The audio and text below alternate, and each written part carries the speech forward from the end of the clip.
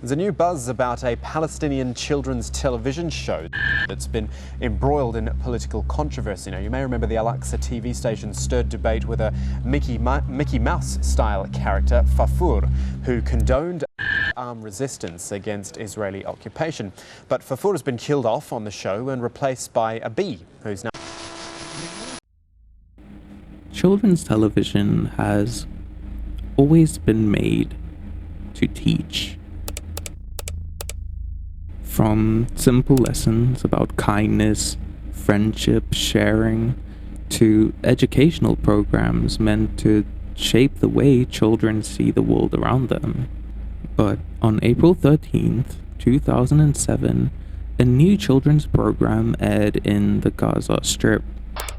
أحبابي الصغار، عدنا إليكم ونحن في اشتياق دائم لرؤيتكم في برنامجكم الأسبوعي رواد الغد، والذي نضع وإياكم حجر الأساس لقيادة العالم بقيادة إسلامية. This program was called Tomorrow's Pioneers. Broadcast on the Hamas-affiliated channel Al-Aqsa TV, the show starred a young girl named Sarah Barhoum, alongside a giant bootleg Mickey Mouse look-alike mascot known as Farfour.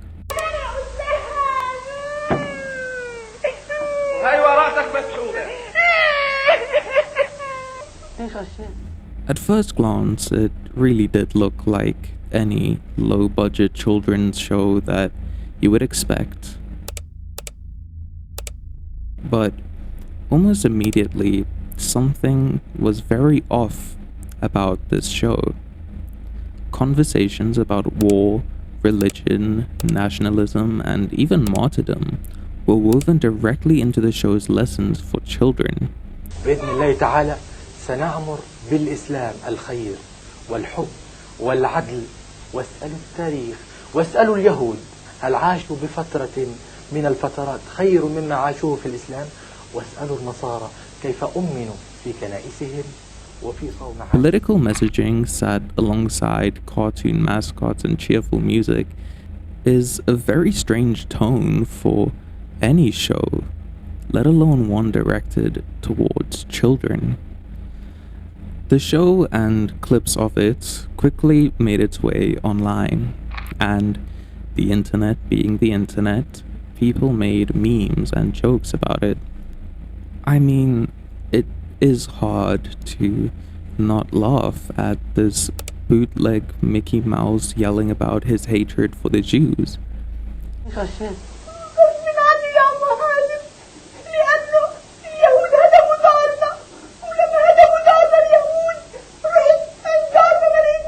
But as we found out more about the show, it quickly became clear that this show was no laughing matter. Before long, the show made its way onto the news and people were writing articles about it. It looks like Mickey Mouse. It sounds like Mickey Mouse. But do you think Mickey Mouse would ever tell kids to fight Americans and the Jews? But most importantly, the TV station, Al-Aqsa TV, got bombed.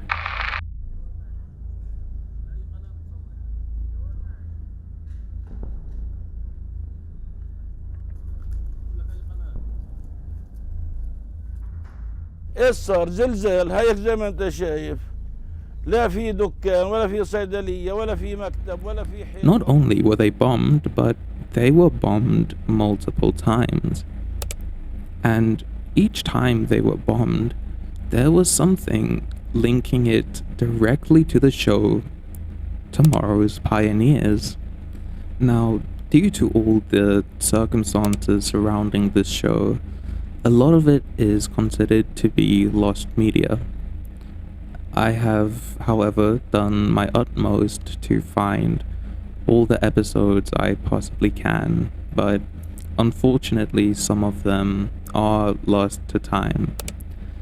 But with that being said, please sit back, relax, grab a snack, and let me take you through the story of tomorrow's pioneers, the darkest lost television show of all time.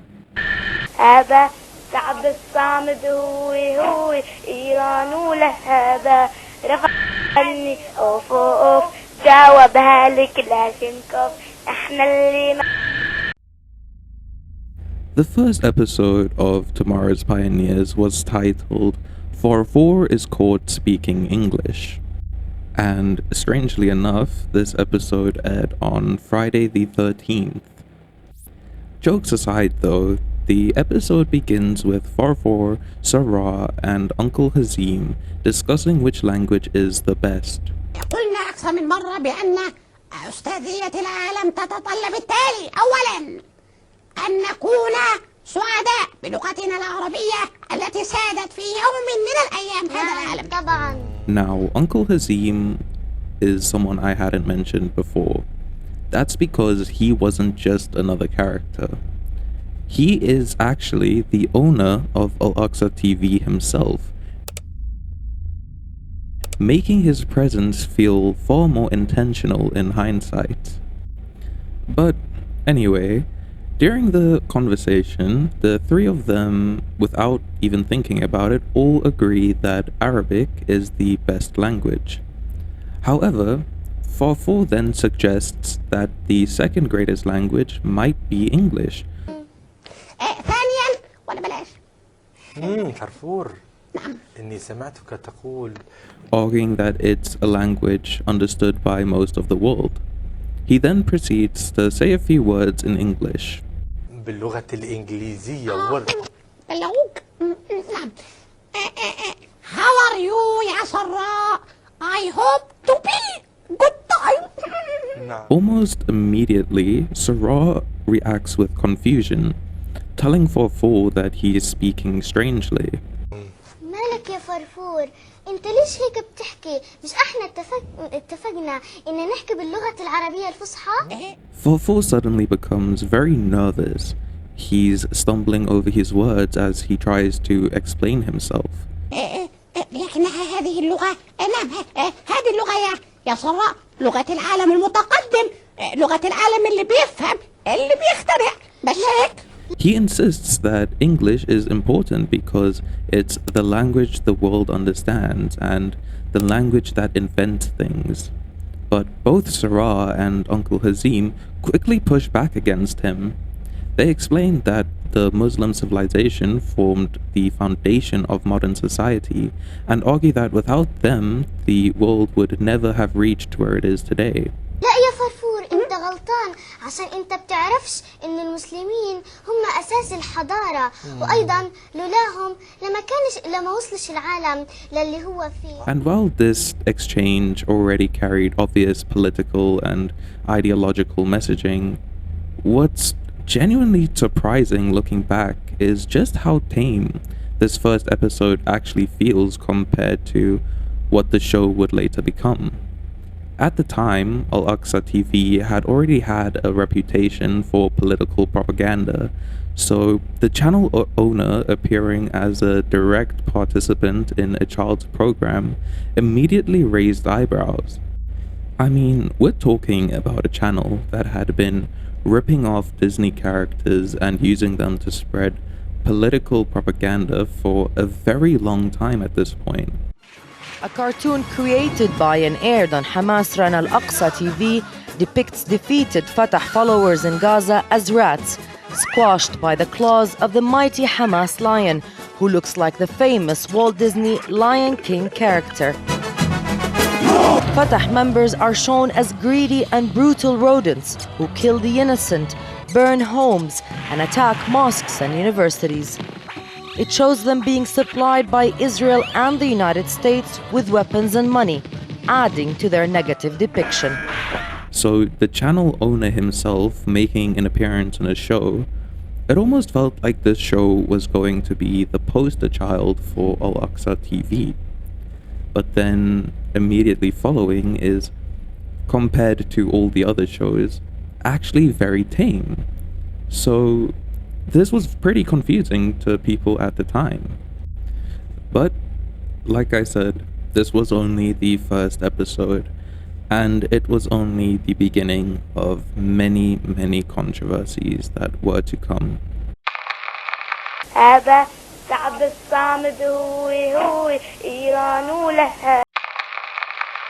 Now, like I said, the first few episodes of Tomorrow's Pioneers are very tame, so keeping that in mind, the second episode is titled Farfour versus Bush, Olmert, and Condoleezza. Unfortunately, much of this episode is now considered lost media.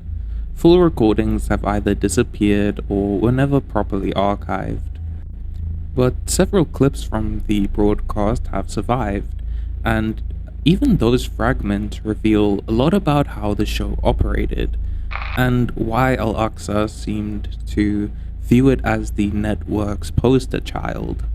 One of the most important aspects of the show was the audience participation. Children would regularly call into the program live to speak directly with the hosts. And the more you watch these segments, the more the show begins to feel less like an ordinary children's entertainment and more like a direct line between the network and its young audience. The hosts weren't just entertaining children, they were basically teaching them what they should believe. The episode opens with Sarah proudly claiming that the program would one day lead the entire world directly from Palestine. حجر الأساس لقيادة العالم بقيادة إسلامية. ونذكركم أننا نحن العظماء انطلقنا في هذا البرنامج لنقود هذا العالم، وستكون النوى بإذن الله تعالى من هنا من فلسطين. Farfour then sarcastically responds, from where in Palestine? Gaza, Jerusalem, Ramallah, or all of Palestine? The implication being that all of these regions belong entirely to Palestine. من غزة أم من القدس أم من رام الله أم من كل فلسطين. نعم من كل فلسطين. Before the conversation quickly escalates even further. رواد الغد سنعيد لهذه الأمة مجدها وسنحرر الأقصى إن شاء الله وسنحرر العراق إن شاء الله وسنحرر بلاد المسلمين التي تجتاحها هذه الأبناء القتلة. نعم إنهم أطفال محتلون من قبل اليهود، لكن بإذن الله تعالى نحن سنقاوم وندافع ضد الاحتلال. And one of the strangest things about Tomorrow's Pioneers is how chaotic its structure feels. Topics change almost instantly with no real transition. One moment the hosts are joking with children and the next they're discussing geopolitics and war. Almost immediately after the opening exchange, Farfour begins talking about how Palestine will invade Iraq and emerge victorious because it is the will of Allah. The episode also contains openly hostile statements toward Jewish people, portraying them collectively as violent and evil. Then, after some sections of missing footage, the episode cuts to a 12-year-old girl calling into the show to sing a song for the hosts.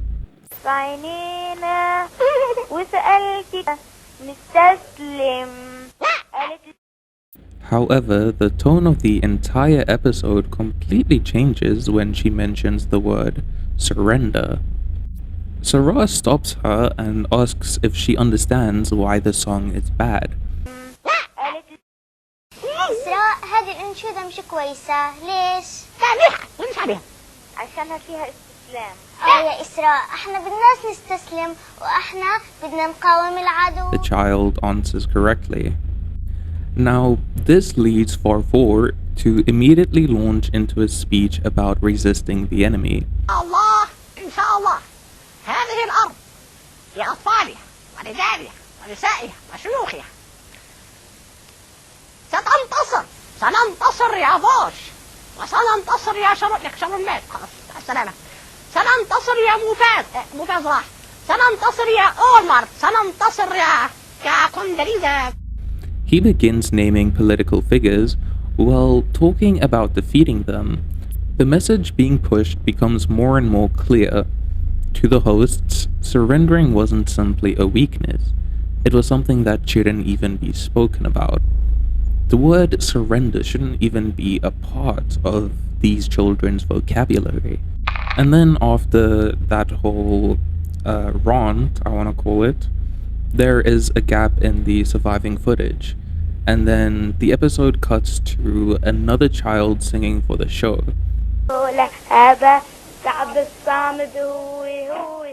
What I'm assuming happened was that this kid called in to correct the song of the previous child. But this time, the lyrics references an AK-47. As the child sings, Farfour dances around the set making finger guns and pretending to throw grenades.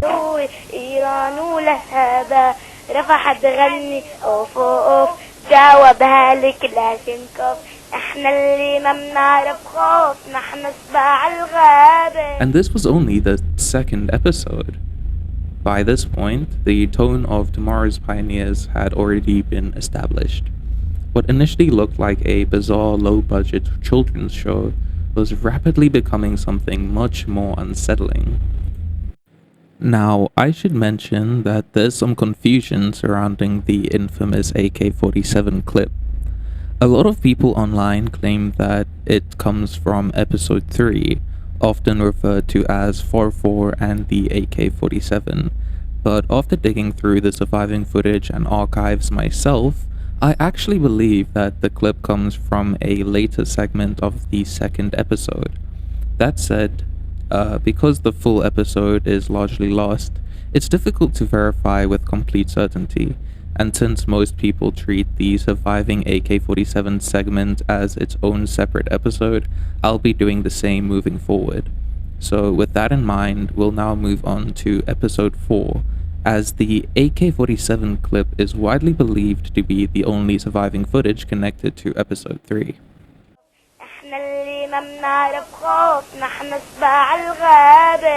Now this episode wastes absolutely no time establishing its tone. The episode opens with Farfour sitting in a classroom while a teacher angrily scolds him.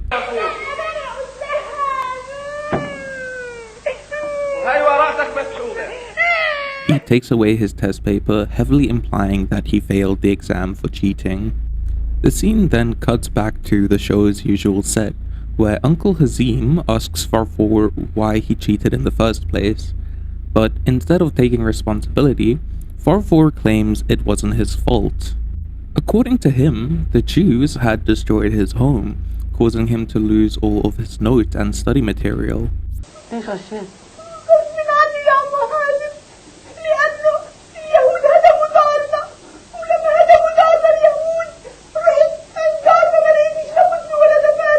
Uncle Hazim begins speaking about how unfairly Palestinians are treated by Jewish people. بإذن الله تعالى سنعمر بالإسلام الخير والحب والعدل واسألوا التاريخ واسألوا اليهود هل عاشوا بفترة من الفترات خير مما عاشوه في الإسلام واسألوا النصارى كيف أمنوا في كنائسهم وفي صومعات. While claiming that Palestinians had always treated Jewish and Christian communities with respect. He argues that Christians once lived with safety and security under Muslim rule before transitioning into a discussion about Al-Andalus. Al-Andalus, also known as Islamic Spain or Muslim Iberia, Al-Andalus was a Muslim-ruled territory in the Iberian Peninsula that lasted from 711 to 1492. And according to Uncle Hazim, Al-Andalus would one day return. He then declares that Tomorrow's Pioneers itself would help restore the glory of their nation to the world.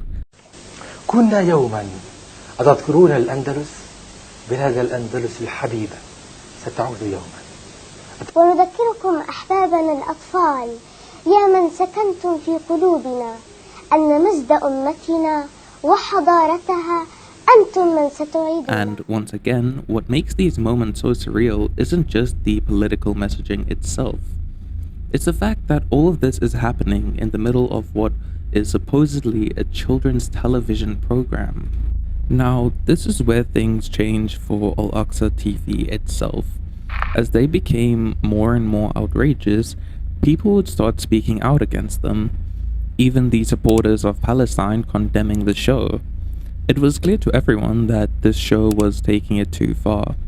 It was so clear, in fact, that the Palestinian government, the section not run by Hamas at least, ordered that the show be pulled from the air, as even they believed it was the wrong approach. It was now creating an outrage in both Palestine and the rest of the world, as it was clearly teaching children that political violence was the answer. Despite all this, the owner of the network would make a statement saying that they were being unfairly targeted.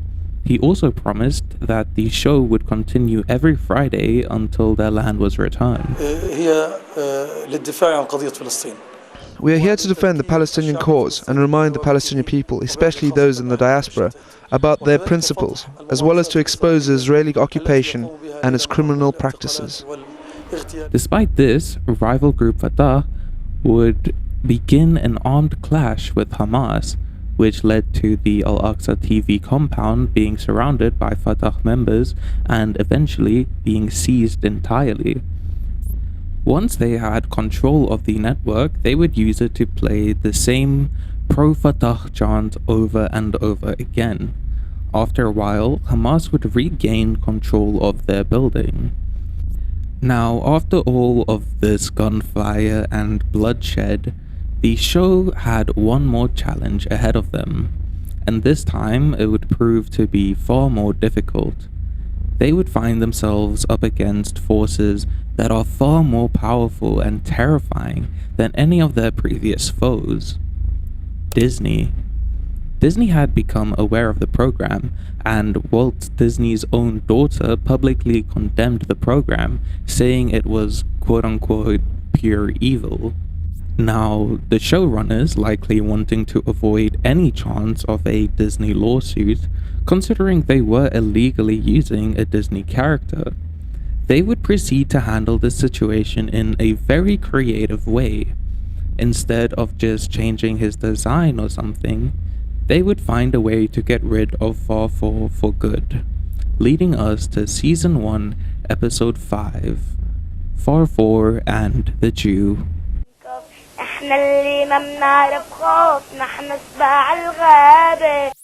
The final episode of Season 1 begins on an unusually heavy note. The episode opens with Farfour speaking to a man lying on the ground who seems to be dying.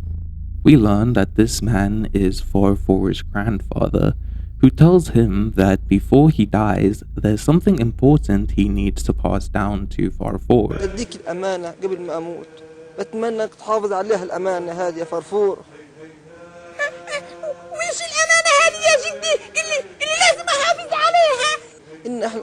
Farfour asks what he means, prompting his grandfather to explain the history of Al-Rabi, a village he claims was stolen by Jewish people before being renamed to Tel Aviv.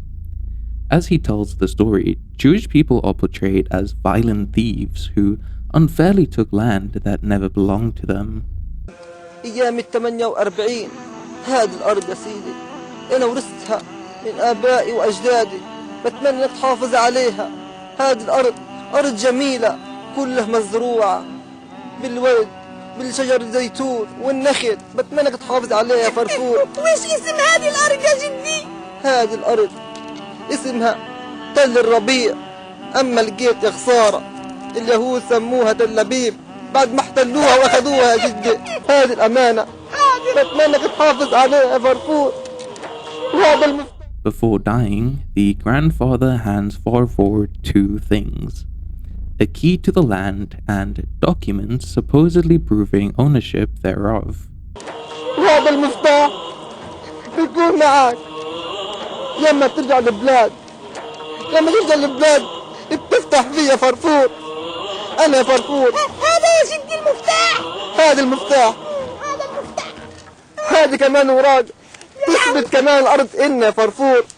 هذه أمانة معك يا فرفور اوعى تفرط بالعرض ده فرفور، اوعى تفرط بالعرض ده فرفور. يا جدي ما تخافش. انا يا فرفور تعبان كتير، لا يا جدي. حاسس حالي بدي اموت. لا يا جدي. الله حاسس حالي اني قريب من ارض الربيع. لا يا جدي. بتمنى يا جدي انك تحافظ عليها. حاضر يا جدي. انا يا جدي، انا يا جدي، لا يا جدي. انا يا جدي. جدي جدي حبيبي. جدي صح جدي. Moments later, the grandfather dies. After mourning his grandfather's death, Farfour declares that he will continue his mission and liberate the land from what he calls the plundering Jews. The episode then cuts to Farfour entering the office of a powerful official. Immediately, the scene frames the man as intimidating and dismissive. He orders Farfour to sit down, and after resisting briefly, Farfour reluctantly obeys.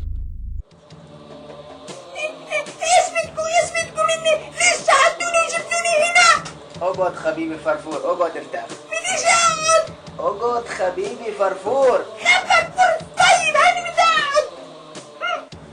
احكي لي شو بدك. The official explains that he heard about the document and the key Farfour inherited from his grandfather. He then demands that Farfour hand them over. Farfour refuses, insisting that they were entrusted to him by his grandfather and are not his to give away. أنا فرفور إنه سيدك أعطاك مفاتيح الأرض والأوراق. مين قال لك هذا الكلام؟ أنت ما إلك مين قال فرفور، لكن المطلوب فرفور. طيب وإيش المطلوب هذاك مني؟ المطلوب فرفور إنه تعطينا أوراق الأرض.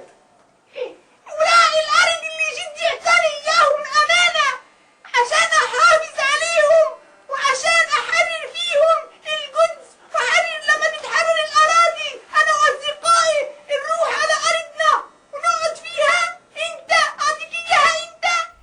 The official attempts to bribe him with money, offering to buy the land outright. فرفور بدنا نديك مصاري كتير، بدك تاخد مصاري كتير فرفور وناخد الأوراق فرفور، أوراق ولا حاجة فرفور. لا مش إحنا اللي بنبيع أراضينا. But Farfour rejects the offer, responding that they are not the kind of people who sell their land to terrorists.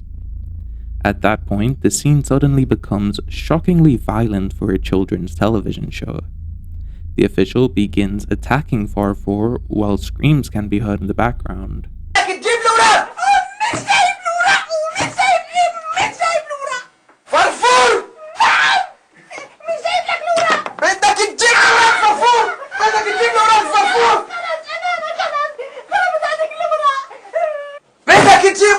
تجيبوا فرفور. مش شايف ولا ناس مجرمين؟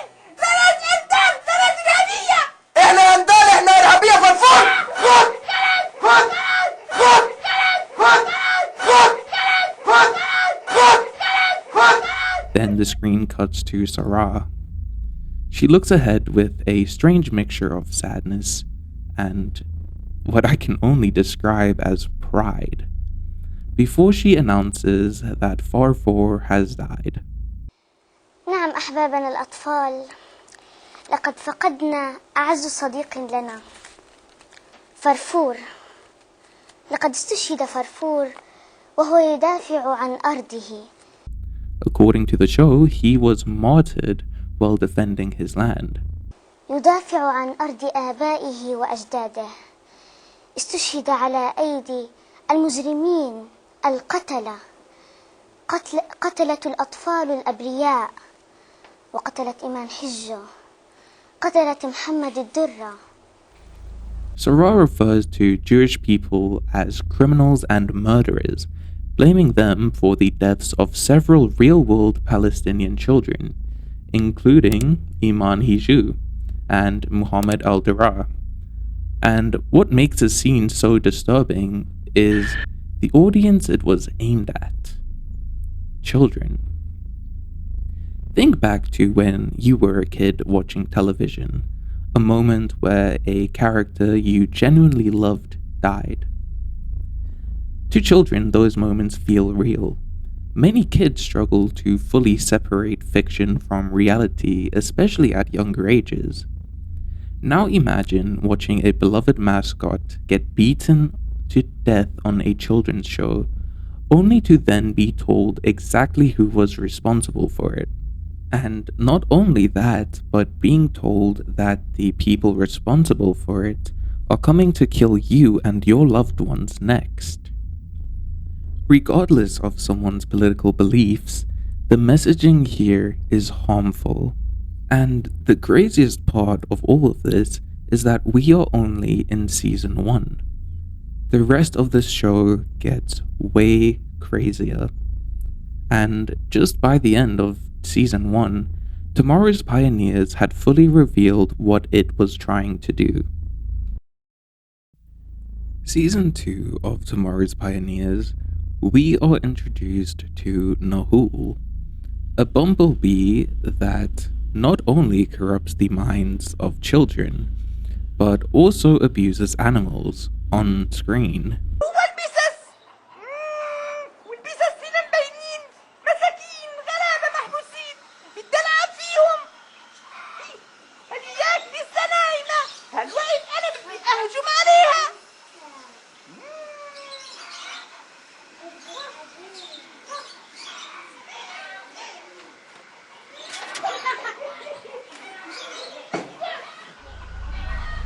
Now, unfortunately, Nahul and Season 2 will have to be discussed in Part 2 of this series. The reason for doing that is because Part 1 has taken me a few months now to research and edit, and releasing this whole series in just one full part, it's going to take too long, and honestly, it's just going to be too demanding for me. If this is, however, very annoying, please let me know in a comment, and I will in the future try to release the entire video as, one full video instead of splitting it up into parts. But for now, it seems to me that this is the best way to do it. But I would love to hear your opinions on it, and if you could, please take the time to like and subscribe. It really helps out the channel a lot. And with all that being said, I will hopefully see you on the next one. Remember to stay curious, never stop asking questions. Goodbye. Lonely roads and open skies echo all the last goodbyes. And if you're out there, please just